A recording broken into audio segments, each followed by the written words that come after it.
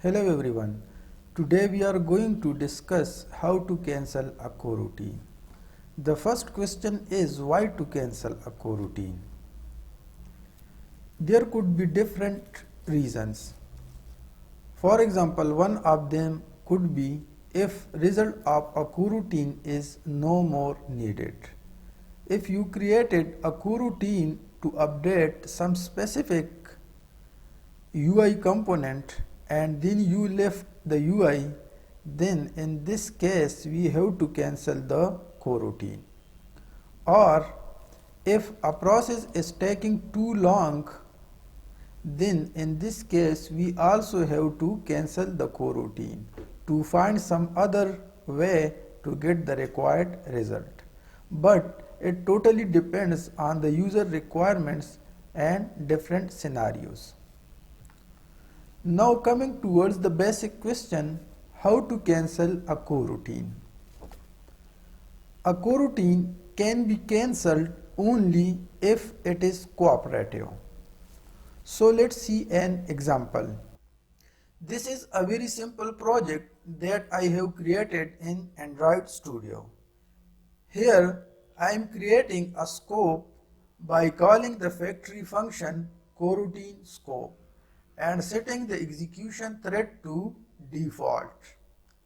Then on this scope I am launching a parent coroutine,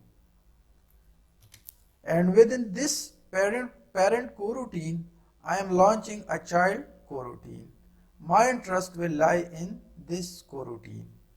When a coroutine is created by using launch coroutine builders, it returns job object. That is, I am saving in job variable.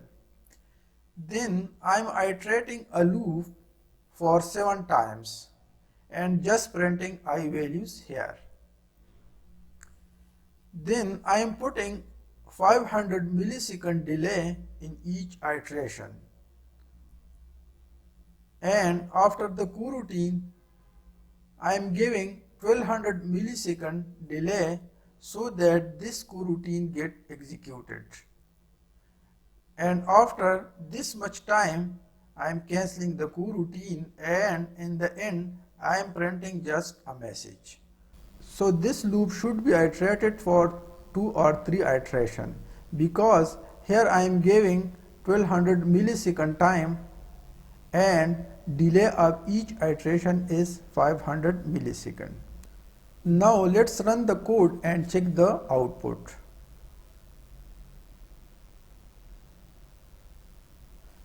So the code has been run, and here you can see we are getting values even after job cancellation. It's because that the job has not been cancelled. That's why we are getting values even after calling job.cancel method. This shows that this coroutine is not cooperative. So calling cancel function is ineffective. So the question is how to make this coroutine cooperative. This can be done by 2 ways. The first one is to use isActive Boolean of the coroutine, and the second method is to call a cancelable function from kotlinx.coroutine library within the coroutine.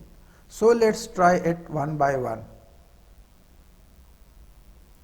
Here within the for loop I am using isActive Boolean of the coroutine. So here I am putting a condition: if isActive variable is false, then break the execution and come out from the loop. When a coroutine is created, this boolean is true, but when we call cancel function on a coroutine, this boolean becomes false. So when we will call this method, the boolean will become false and we will break the execution of the code. So now let's run the program and check the output.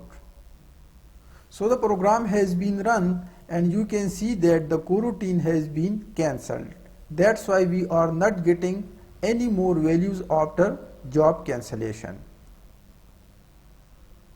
Another method which is used to make this coroutine cancelable is ensureActive. So if we comment this code and call ensureActive method, the coroutine will still be cooperative. So let's run it. So you can see that the coroutine has been cancelled.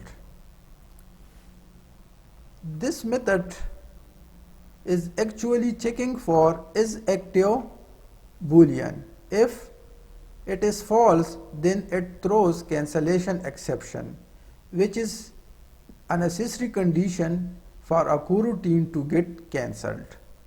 So this method throws cancellation exception when a coroutine is cancelled. There are different booleans which tell about the life cycle of a job. One of them is completed. This boolean tells us about the job, whether it has been completed or not.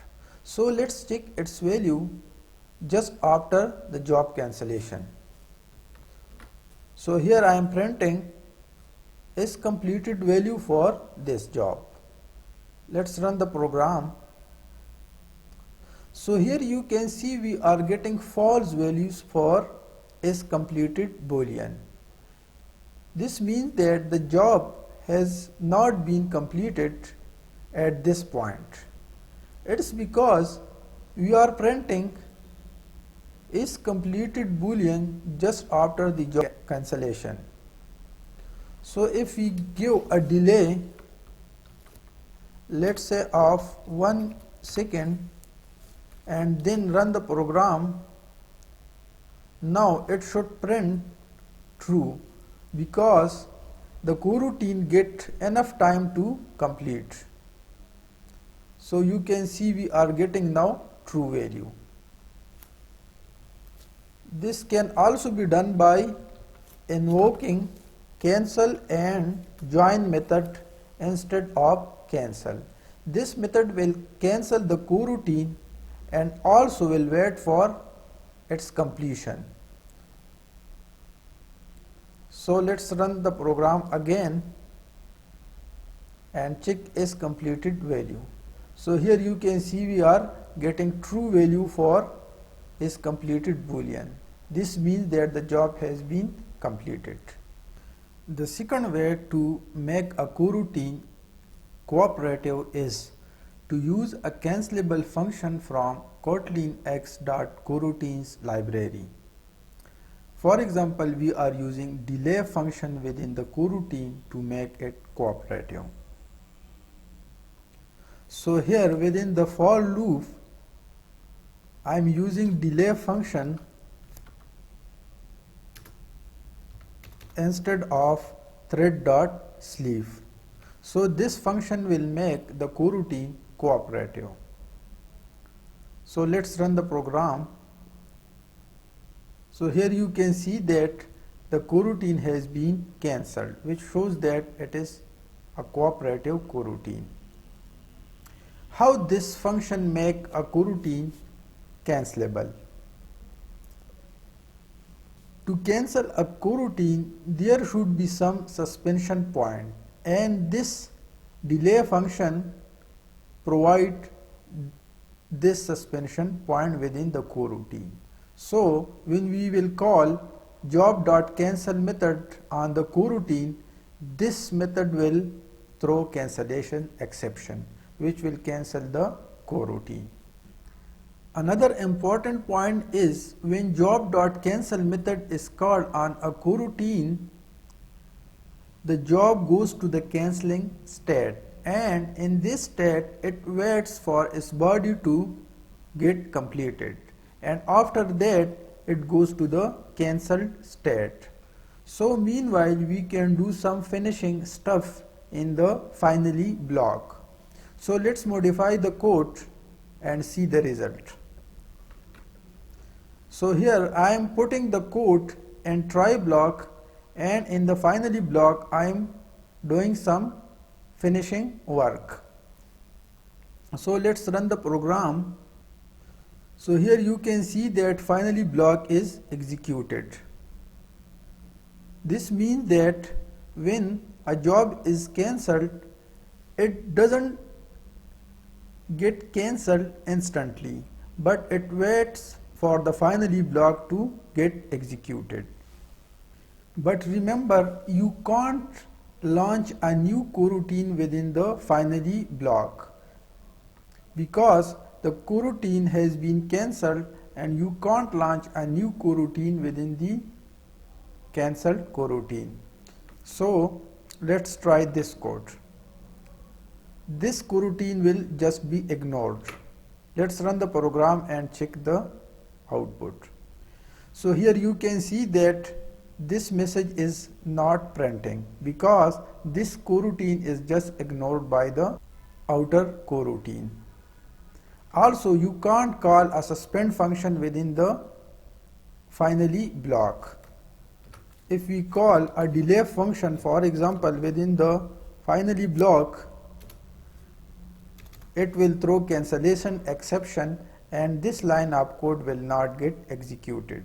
So let's run the program again and check the result. So here you can see that this message is not being printed because at this point the coroutine is throwing cancellation exception.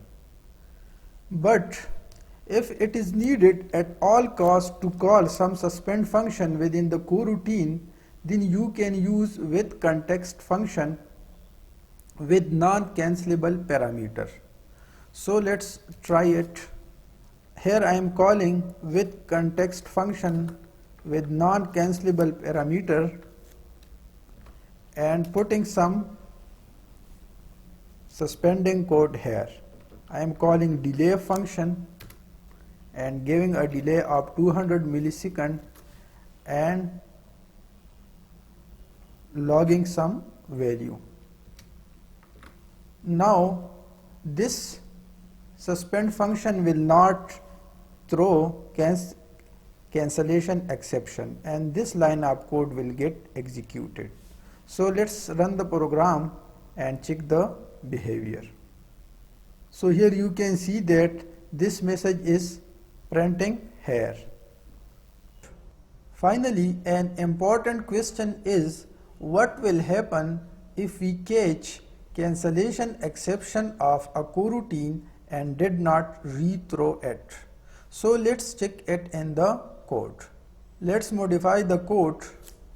I am using try catch block within the for loop. Here I am catching the cancellation exception. So let's run the code and check the output. Here you can see that the coroutine is not being cancelled and the cancellation exception is occurred at the fourth iteration. After that, in each iteration, the cancellation exception message is printing and the loop is completing all the 7 iterations. It's because that we are catching the exception and not rethrowing it.